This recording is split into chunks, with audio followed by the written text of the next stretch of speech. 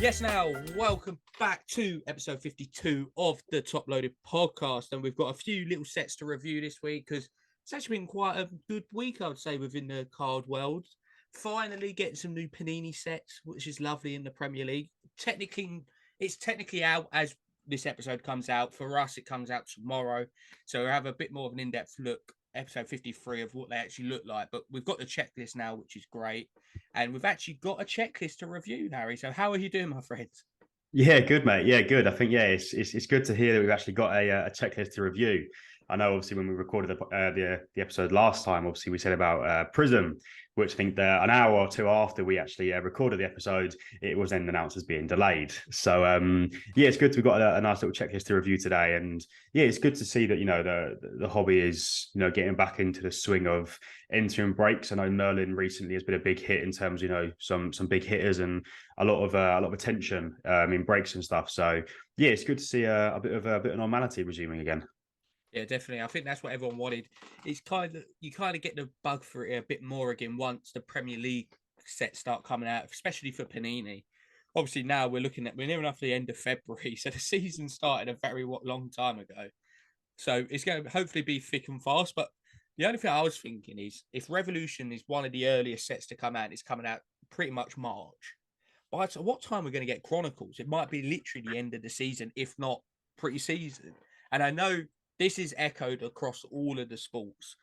For example, NBA is quite a straight. So how the NBA works with the seasons, it's weird that you're getting some sets from last season at the moment, but you're getting some of this season sets already.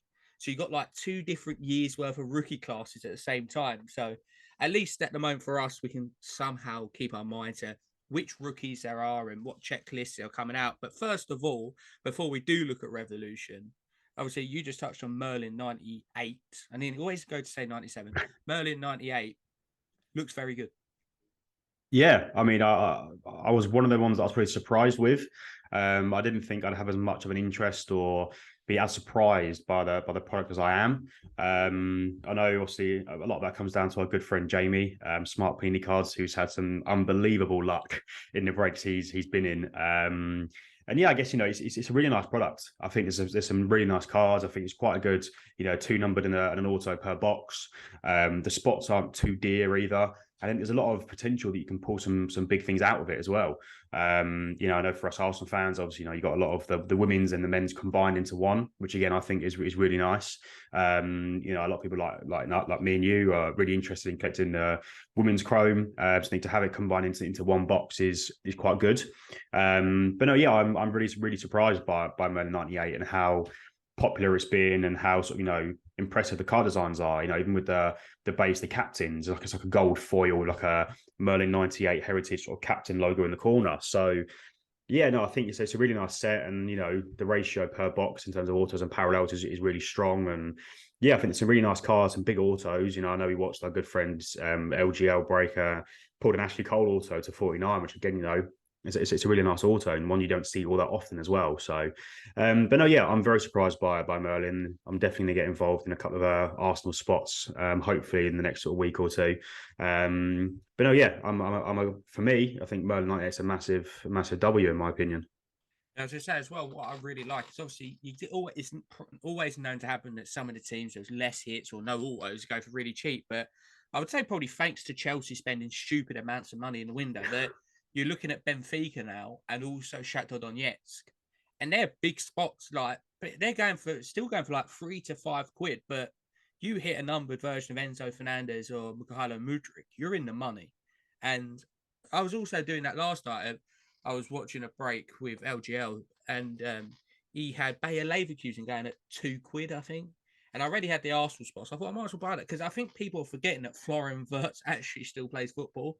And you're getting players of these quality at these lower teams who are worth picking up for £2. Because if you get a numbered one, it's worth at least 15-20 quid. So like you say, it's really good to see that even the big teams are averaging between the 10-15 mark. And like I say, there's big hits we had, and I really do rate Tops for their decision to start merging some of the men's and women's stuff together. Obviously, it casts a bit more of a spotlight on women's football, which is great, but also picking up new autos as well. Like for Arsenal, obviously last year we had Manuel Bucci Viviana Miedemar and Beth Mead as the autos, and now we've introduced Stina Blackstenius as well. So it's nice to see more stuff getting picked up.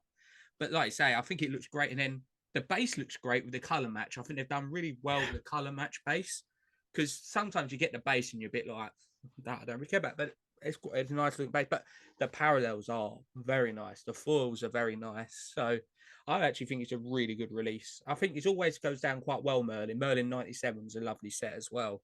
But like you say, the sets are coming thick and fast now. It seems like Topps are slowly getting the ones out there. Obviously, we had Jude Bellingham about 3-4 weeks ago. Prior to that, we've had Mourinho sets and everything like that. So I think gold might be up next. I think that's due out. I think they're meant to be receiving them within the next week to 2 weeks. So it's good to see the doors revolving at Topps. And after, I think, it probably about 35 episodes of you complaining at Topps for Project 22, what have they done this week? I mean, we've been pretty fortunate, haven't we? Really, 2 Arsenal cards in a row. So we had Odegaard last week, and now we've got Saka. I mean, at the time of this coming out, also there'll be a new release. But obviously at this moment in time, I mean, we can only hope so. But now, yeah, we've had 2 Arsenal cards in a row. So I think, for us, it's been pretty fortunate. I think the Saka card is very nice. I think this week in general has been quite a good release, to be honest with you, in terms of the cards that have been introduced. So, I mean, yeah, I mean, I don't know how many weeks we banged on to Topps about not releasing an Arsenal card in Project 22 to then go and have 2 in the space of 2 weeks. So there's someone out there listening to these podcasts that are thinking, right, we're getting heard somewhere. So, but no, yeah, I think, I said the Saka card's a lovely design and one that, I'm definitely going to be ordering. So, yeah, I'm just pleased that we're finally seeing some Arsenal cards, and I know they released a preview of some more cards that can be coming up.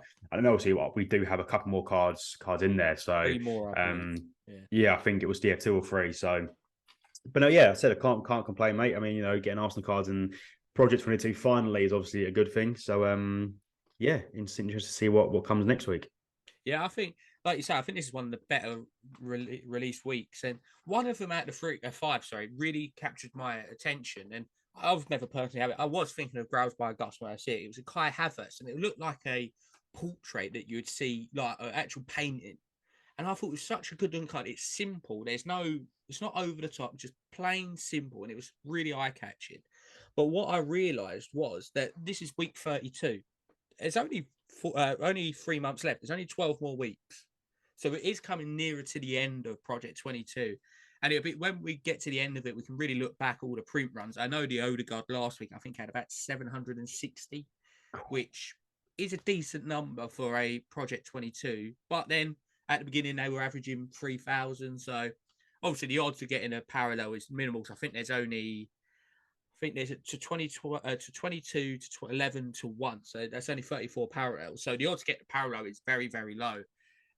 But like you say, the Saka one this week's incredible. And Ronaldo Nazario as well this week is a lovely, lovely card. And I think it's one of them that it could be one of them sets. I know we see it now with the lost rookies, that some of the early ones have actually gone up in value. Obviously, like the Messis do quite well now.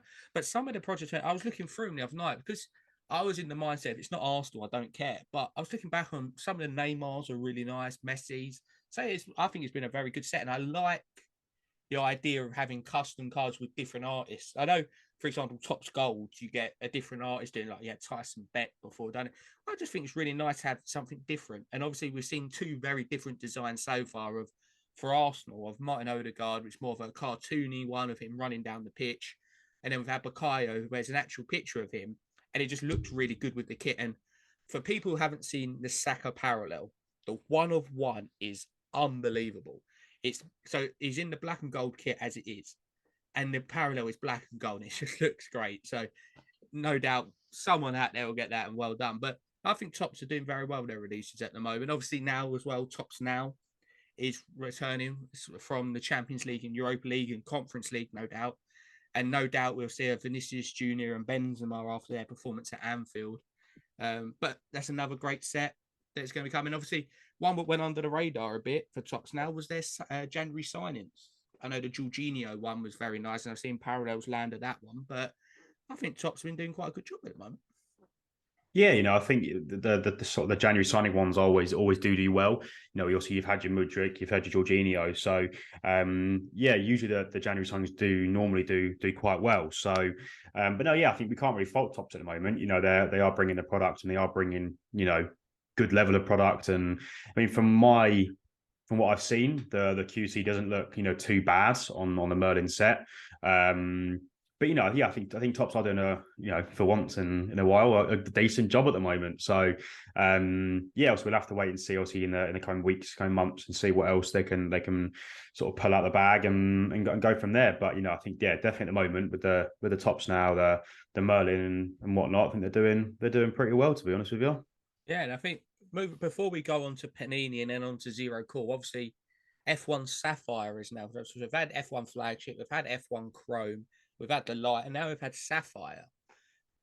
Yeah, again, I just think that I know nothing ever is going to beat 2020, but I know we've said it before. 2022 is 1 billion% better than 2021, in my opinion. Like, and now seeing a lot of it in person, especially at the card show, they've done a good job on the parallels, especially with the 2022. Yeah, I think no matter what, I think 2020 will always be the year to beat, being sort of the rookie year for the likes of George Russell, Lando Norris, etc. So I think 2020 will always be the top of the scale. As you said, so I think 2022 definitely has leaped straight into second above 2021.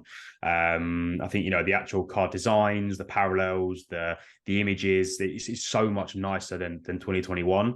It's one of them difficult ones because I think 21 was still a nice set. I don't necessarily think there's anything bad on my end to say about it, but I just think 2022 has just jumped straight above that. I think, as I said, the card designs, the parallel variations and whatnot. And, I know we're going to touch on it, but these new sort of celebrations variations as well that they've introduced into Sapphire, I think, is really, really nice. But yeah, no, yeah, I think as you said, 2022 definitely has jumped straight into second spot below 2020.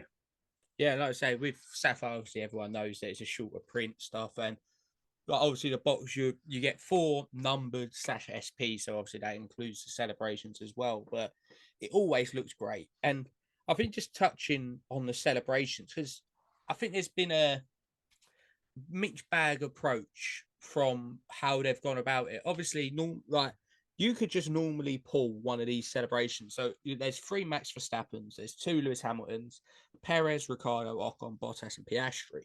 However, these are just normal numbered cards in terms of if I think one of the Verstappens is numbered 44, for example, it will still have a 44 on the short print. It won't say SP or IV or anything like that on it. Or in Panini, sometimes in other sports, they put like a little helmet or so. So realistically, if you don't know the set, you won't know that you've got the short print. Yeah, I think I was saying to you before this, I think it's nice because there's an element of surprise. You don't know if it is or isn't. But on the other hand, it's like, it's that uncertainty. It's a bit misconstrued. You're like, is it one of the celebrations variations? Isn't it? Like, there's no sort of clear guideline without either looking on YouTube or looking on eBay and being like, oh, okay, these are the celebration variations, or so you try and look up the checklist and see if they've got previews of the pictures. So yeah, I think I like the idea of it. I think it's a really cool. I know we were saying before, like the Piastri celebration variations are probably one of the nicest ones from the set, also with them holding up that pit wall sign. But I think it's one of those things where if you aren't particularly clued up or do your research or understand what these variations look like, you could pull one and have absolutely no idea. There's no sign on the card. There's no hint. It literally is just, if you know, you know.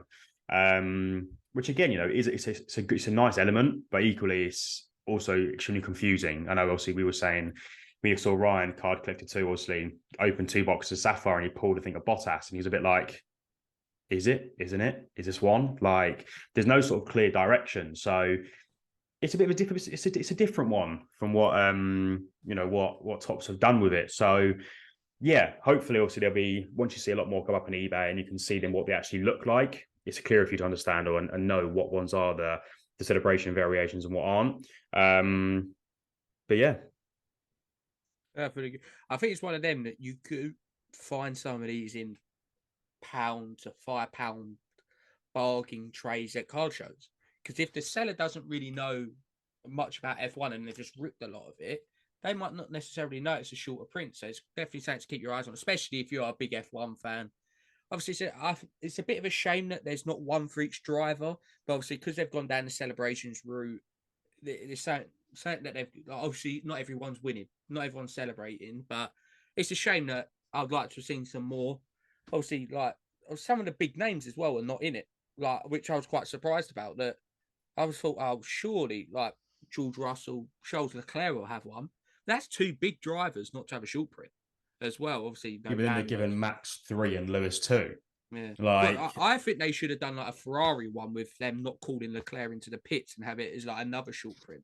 Just that would be a perfect way to sum up the season. Because every time I see a Bonotto card pulled, it makes me angry because I always remember all the times when they should have pitted him and just done him over, and it was just, but story for another day. Like I'll take my Charles Leclerc hat off, but yeah, it's a great set. I think Sapphire always looks great, especially some of the shorter prints. But I was gonna say it's the one that no doubt you'll be looking out for at car shows to see if you can pick up some nice Gasly, Hamilton, Jules, half the grid at this stage. Like, what's that supposed to mean? Well, all I'm saying, if there's a nice Lando, you'd probably pick it up. If there's a nice George, if there's a nice Lewis, if there's no Gasly, and Gunther. Don't forget Gunther as well. Yeah, that's fine. I know Drive to Survive is out as I'm recording this out tomorrow, so I'll be binge watching that tomorrow night.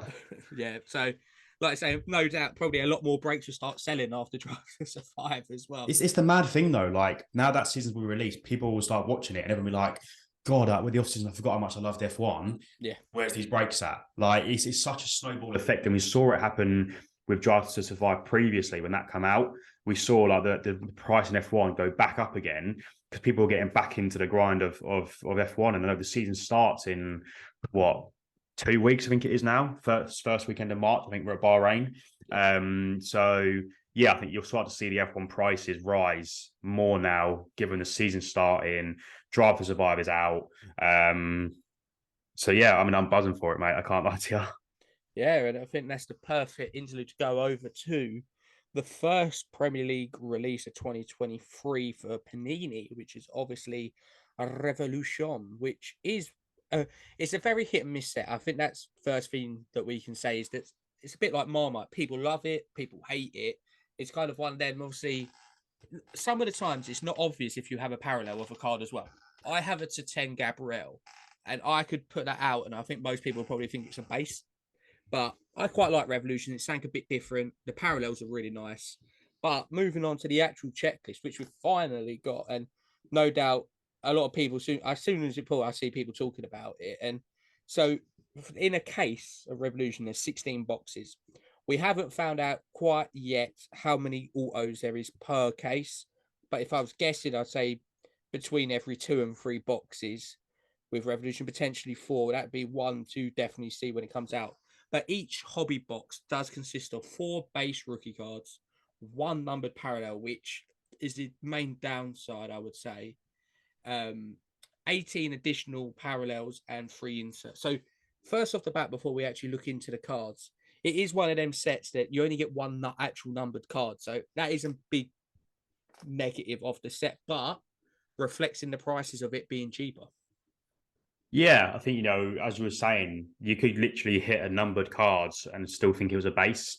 Like they got all these funky names for them, like your disco, your diamond, and sort of all those funky names for them. And see, like you said, there's not really apart from the red stars, there's not really a definitive answer as sort of seeing it as a numbered card, unless obviously you are doing your research and are quite obsessed with Revolution. So but no, so you've got your Sunburst to 50, your Cosmic to 25, your Kaleido to 15, Lava to 10, and Cubic to 5. So they're your numbered parallels. But I said, yeah, it's very only having sort of 1 numbered cards per box. It's a bit like it's a weird one, So you look at Merlin as an example. You're getting 1 auto and 2 numbered per box, and in these you're only getting 1 numbered, full stop, not even a guaranteed auto. So it probably explains, I was talking to you earlier about, obviously you're an avid Gabriel collector, and obviously, without spoiling it. Like, he does have an auto, obviously, in the checklist. So, and even I was shocked to hear that, you know, his sort of his player spot in a case break's going for around about $9-10. You know, the guy's got an auto. Like, I mean, you know, when you look at it, there's about, I think, 50 autos in total throughout the box checklist. So, but yeah, it's one of those tricky ones. I think it's a nice set, Revolution. I don't necessarily think it's a bad set. Just, I think, as we say, you know, that the breakdown in terms of what you get per box is, it's a bit of a difficult one given only sort of, you know, one numbered parallel, but the inserts do look quite nice. I know we were talking about it beforehand, weren't we? Yeah, and I think that, funny enough, the thing that people always forget about Revolution, which I think is the most intriguing thing, is that there's no one-on-ones. And I think it's strange when you think about it that a set has no one-on-ones. Like, obviously, that's a lot of people, you dream of hitting a one-of-one when you get the actual cards in. But yeah, there's there's no one-on-ones in this set.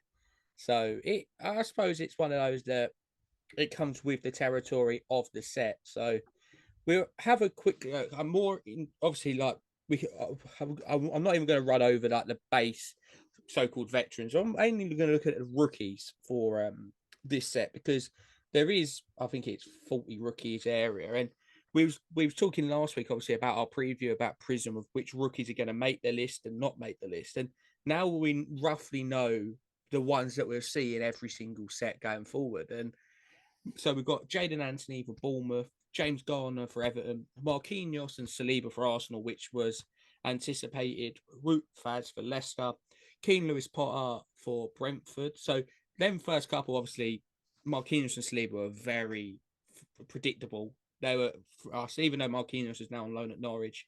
Saliba is going to be the big rookie for Arsenal this season. But I think, skipping through a couple, there's one I'm just looking at now, I think is a really good one, is Amadou Onana for Everton. I think he's a really good player and definitely one to change. They've got Stefan Bajcetic for Liverpool, Spanish midfielder, absolutely incredible player, played really well against Real Madrid. Sam Greenwood would be a good chase for a Leeds fans. Then Liverpool got a few more in Bobby Clark and Fabio Carvalho, another great player. And then Man City's two, Julian Alvarez, Rico Lewis. I think they're two very good ones. Man U, obviously the big Garnacho. And Malacia as well. Bruno Gomes for Newcastle. You got Brennan Johnson for Forest. Jez Spence for Tottenham. And then Connor Coventry, Flynn Downs, West Ham. So, and Mateus Nunes, who's obviously a highly rated player for Wolves. So quite a lot of them were anticipated, I would say, rookie-wise. Yeah, definitely. I think, you know, we've sort of been muchly anticipating, you know, as you said, a lot of those big names, and there's a lot of names that, you know, are starting to see regular game time in the Premier League that, you know, haven't necessarily had a card out yet. And obviously, for a lot of the hobby, we've all pretty pleased to see that so your Tosin does have a card in Revolution. So another one that we can try and chase. That he can probably chase himself as well, to be honest. But no, yeah, I think, you know, a lot of those rookies are, as I said, sort of ones we probably did expect to see. I know also there is a futures insert, I think it's called, which also, you know, you do have a lot of the newer names and sort of the younger ones, like we said, like, you know, your Joel Gelhardt for Leeds, you know, Rico Lewis for City, Garnacho for United, you know, Malacia, Brennan Johnson, Jed Spence for Tottenham, just to name a few. So not so much a rookie year, like your first card, but also a lot of the younger names that you don't see all that often either. So, you know, it's always exciting to sort of try and reveal what rookies are going to be in different sets, and, you know, what they're going to have in Prism, let's say. But, you know, it's always good to sort of announce what rookies you've got in the new sets and what new names you've got up and coming. Like you said, for us Arsenal fans, Saliba's going to be one of those big chasers. Talking about Saliba, I think one of the worst inserts in any product is Derby Days. I just personally can't see the point of it. Like, especially when they actually release it and you see it. For example, Ben White, love the bloke. I do not want Richarlison anywhere near my house, not alone in my collection. So, would a Man City fan want a Man U player in their collection? Would a Man U fan want an Arsenal player? Would a Liverpool with Man?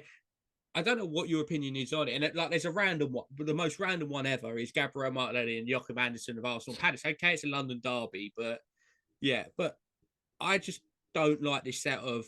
I think it's cool having something different, but it's Derby Day. I don't want a Tottenham player on a card that I want to collect.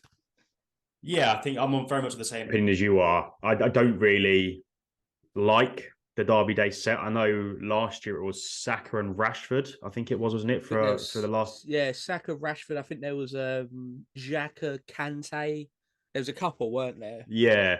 I mean, another one that stands out for me is Sven Botman and Jadon Sancho. Yeah. I mean, I don't know why or where they've pulled, but again, the Derby days, they've not really thought of any of the derbies apart from your top The big teams. ones. Yeah. There's nothing else. Like, it just seems very random that they pulled just some big names out and stuck them together. Like, they've got Darwin Nunes and Varane. Yeah. Like, I'm very much the same opinion as you are. I just don't. I don't like them. I'd never try and collect them. You know, they've also got the base cards and got a Red Stars version. You know, if some people want to collect the full Derby Day set, obviously, yeah, it's ideal. But for me, I'm not sold on the Derby Days. Like, I like the whole concept of it, but like you said, there's not an Arsenal fan out there that's going to want a Tottenham card in their collection, especially Richarlison. But yeah, it's an odd one. It really is an odd one. Like, it made more sense last year when you had the likes like Saka and Rashford. Like, you know, with all due respect, two big names, two players that are in their prime at the moment, but obviously at the time, like they were two fairly well respected, well sort of sought after players. But when you're bringing in, you know, Martinelli with Joachim Anderson, like, what? I mean, I know I'd love to hear everyone else's opinions on the Derby days, and you know, sort of what their thoughts and sort of opinions are on that particular insert. But yeah, for me, you could just get rid of it and no one really probably notice or be bothered about it. Yeah, and I know we just said there, like obviously it's focusing on your so-called bigger clubs. And one of the better inserts, in my personal opinion, is the die cut, which is Star Factor. However, there's 25 cards in this list, but there's only I think about 6 teams. Is so the checklist is Saka and Odegaard for Arsenal. You got Pulisic, Havertz, Mount for Chelsea, Madison, Vardy for Leicester. Then you've got Allison, Robertson, Nunes, Salah, Trent for Liverpool. Then you've got Haaland, Grealish, De Bruyne, Foden for Man City, Bruno, Anthony, Sancho, Rashford for Man U, Kane, Son, Richarlison for Tottenham, then Declan Rice, and then Henry, which is a bit of a random one having a legend in there. But like, don't get me wrong, star factor, yes, but don't you think? I personally think, don't you think a case hit should have one for each team rather than what 3 from Arsenal, 3 from Chelsea, 5 from Liverpool, 5 from City? Yeah, I think you know, I think we're seeing it a lot in the Revolution checklist. It is very biased towards the top clubs. Like, you know, just the Derby days, you know, that particular tie-dye insert, like it's very much is based around your, you know, let's say your big 6, big 8, whatever you want to. There's a couple in there that obviously aren't part of the big clubs, but it's a weird one. Like, it very much is, in my opinion, based around the big clubs, and whether that's trying to engage interest from more of the collectors from those particular clubs. I don't know what it is, but yeah, it seems to be very swayed towards the sort of the bigger clubs, your Arsenals, your Cities, your Uniteds, Liverpool's, Everton's, like Chelsea, that sort of aura. So I know obviously in the autograph checklist, I know there's a sort of a lot of big names, and the ones that stood out for me were arguably City in terms of Haaland, De Bruyne, Cole Palmer, and Phil Foden. Which, you know, I mean, you couldn't probably get 4 bigger names at City, including obviously Cole Palmer, and obviously, you know, a fairly up and coming star. But again, you know, still the spots for these players or clubs still aren't going for all that sort of bigger price. So yeah, it's a weird one. You know, I probably won't be putting too much money into Revolution. But yeah, it's very, very swayed towards your big names. Yeah, no, I was chuckling away to myself when I was reading the checklist the other night because obviously base cards there's no 1-on-1s, but autos you have 1-on-1s. But the legendary autos, I just found it really funny that there was no Man City players in it. I just couldn't stop laughing at that. But like I say, the autos is a very good checklist. You're looking at, I'll just look at the legends alone. There's only 10. Ashley Cole, Chelsea, Fernando Torres, obviously Liverpool. Funny enough, every single player so far, Ashley Cole could have Arsenal, Chelsea. Torres could have Liverpool, Chelsea. Sol Campbell, Arsenal. It would be hilarious if they put him on the Tottenham card. So that'd be the most undesirable card ever. Jimmy Floyd has played for Chelsea, John Terry, obviously Chelsea, Shinji Kagawa for Man United, Robbie Fowler for Liverpool, Paul Scholes, Man U, Alan Shearer for Newcastle, and Sir Jeff Hurst. I think that's quite a nice list of legends in terms of. The thing is, what I can't work out is you got 10 legend ones, and then obviously you got just a normal 40 autograph ones, but obviously you've got quite a few legends within the normal one. So how do they differentiate between who goes in the legendary checklist and who goes in the normal one? Because you've got people obviously like Beckham, for example, who's in the normal one. You've got Sanya for Man City, fair enough. Joe Cole. You've got Frank Leboeuf for Chelsea, Gallas. So you've got quite a lot. Paul Ince is another one. Roy Keane. So you've got a load of these players who are legends, but they're in the normal checklist. So I think now it's just a case of actually seeing the product, seeing what it looks like. Obviously, we've seen the image releases, but no doubt. But obviously, I've recorded this first, so actually today they'll start getting broken in Asia and Australia, especially. So we'll start seeing them. But obviously, by the time this comes out being full flow, people will be breaking it over here, and there'll be a lot of it pulled. So it'll be intriguing to see it. But it's one of them. It's a lighter set. It's a cheaper set. Not obviously not cheap, but cheaper set than the likes of Prism to come, the likes of Chronicles and stuff like that. So it's good to see the Premier League checklist coming out, and no doubt, hopefully there'll be a Gabriel auto. I've just got a feeling it's going to be redemption, and that's one thing I always see is how many of these autos are actually live with it. So there's 50 cards in there.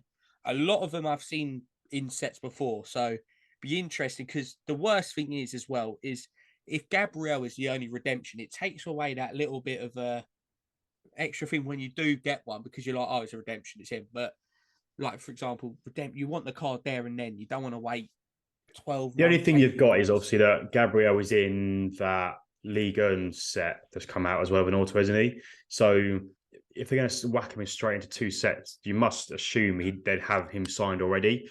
I mean, yeah, at this point, God knows anymore. I know you'll see a lot of Ramsdale from Mosaic redemptions have started coming back recently. I've seen a few of those on Instagram. So, I mean, yeah, you'd like to think that they would be coming. I'd like to think Gabriel would be a live auto as opposed to a redemption, but I won't speak to. So He definitely won't be listening to this. But if it is, Ben White, can you please sign your cards with Panini, please? Because I am waiting. As you know, wait's a pre-season. We can't have you getting injured doing all the autos. But please, I've got a nice World Cup auto redemption wait for it to come back. But moving on away from Panini to another company that obviously don't get talked about much because they're more of a new one, and it's this box right here. I broke one of these over on my YouTube channel, but there's a new Stranger Things set, and I haven't had a rant on here for a while, and this is going to be quite fun because, all right, so for example, this Chronicles box here, it tells you the pack weights on the thing. Any good set from Panini or Topps, it will say you were expected X amount of parallels per box, per pack, whatever it is.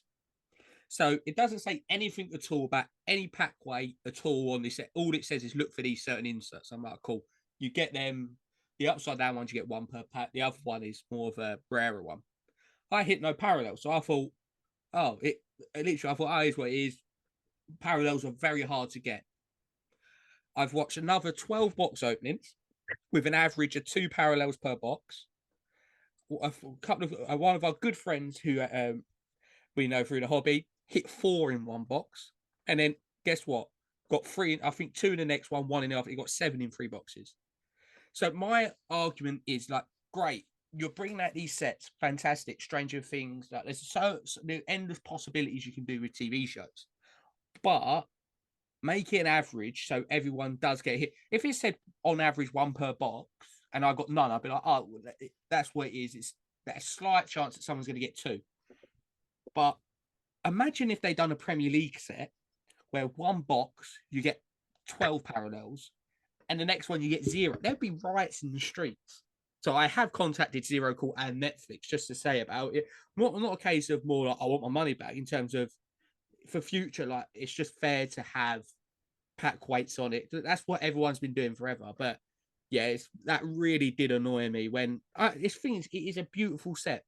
It's a really nice set. For example, I've got one right here, and these are like they're like a 3D design. So like you got like the upside down, then you do it. It's harder to see on here, but then you got You've got him playing Eddie playing the guitar. So they're lovely cards. Like nothing against the cards itself. It's just not well produced. Very poor. And I think it was around the 50, 60 quid a box range, which is expensive for like a so-called blaster box. I just don't think it was a good. I honestly think that was one of the worst. Really, when we come to our 2023 recap in December, I can guarantee you right now that that's going to be in my top three. Really, top three worst releases of the year. I just think it's all around poor. And like I say, if you're going to give parallels out, do it on an average, not just. I think what they've literally done is just grab 4-packs.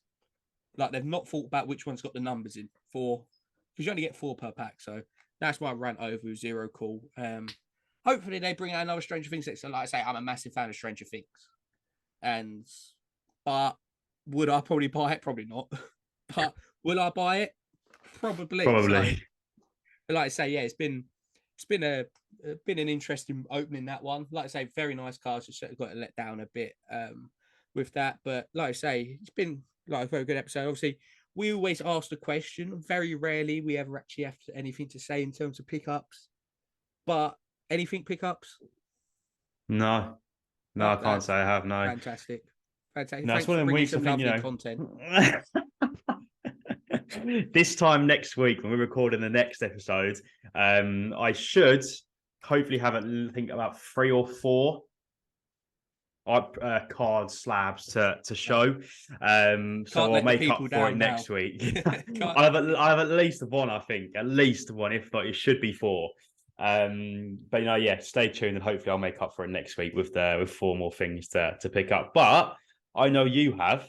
Yeah, funny enough, I got back from the gym about an hour before recording, and the postman had been, and it was in the letter, but perfect timing. Like I couldn't have worked. To be fair, I did all the something else last week that still hadn't arrived, but I picked up this Philip Lahm sticker, which is I think his second year Champions of Europe from 2005. Don't see much stuff of Philip Lahm, especially his early stuff. So that will be ending up in a lovely tuxedo at some point this year as a part of my all-time 11. And I can't even remember if that ticks something off my resolution. It might do, it might not at this time. I've got it on my phone, the resolutions, but I think coming up, we'll review that. But like I say, it's been another good episode. It's really good when we have stuff to talk about, and hopefully there'll be some. Who knows? Obviously, we'll be able to talk a bit more about Revolution by the time this next one comes out. There'll be more Project 22. Hopefully, some more news on Donruss potentially, because I know that's due within the next few weeks. Yeah. Hopefully, a checklist for that. Meant to be at getting Bowman Chrome under 21 championships at some point, or Nations League, but yeah, again, I think that's been pushed back again. So, like we say, it's been absolute pleasure yet again. I don't think there was anything else at all. So that was absolutely perfect. Everything's been ticked off. That's how we like it. But if you are listening to this on the YouTube, please drop a subscribe and let us know about these derby days, because I'm not a fan, Harry's not a fan, and to be fair, there might be someone out there who quite likes them. Maybe people that are not attached to one of the teams. So, but until next time, make sure everyone out there's doing well. Please stay safe, and most importantly, happy hobbying and good night.